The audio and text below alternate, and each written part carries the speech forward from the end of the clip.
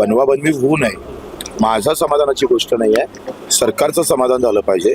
श्रेय आणि राजकारण याच्यात न होता एक निखळ मनानं मला वाटतं आपण या आंदोलनाकडे पाहणं गरजेचं आहे. कारण आक्रोश होता लोकांमध्ये, मोठ्या प्रकारचं वेदना होत्या म्हणून लोक रस्त्यावर आले. नसता तर ते आले नसते. त्याच्यानं याच्यात राजकीय हा भाग काढून टाकायला पाहिजे. श्रेयवादाचं बच्चू कडूला फायदा होईल का, तो असं होईल का हे न पाहता हे पूर्ण श्रेय सरकारनं घ्यावं. त्यांनी खऱ्या अर्थानं अशा प्रकारची बनवाबनवी न करता किंवा 2 वर्षानं करू 3 वर्षानं करू. एकतर पहिलेच मुख्यमंत्र्याच्या बद्दल लोक असे बोलतात का ही कर्जमाफी निवडणुकीच्या अगोदर होईल, लाडकी बहिणीसारखं केलं जाईल.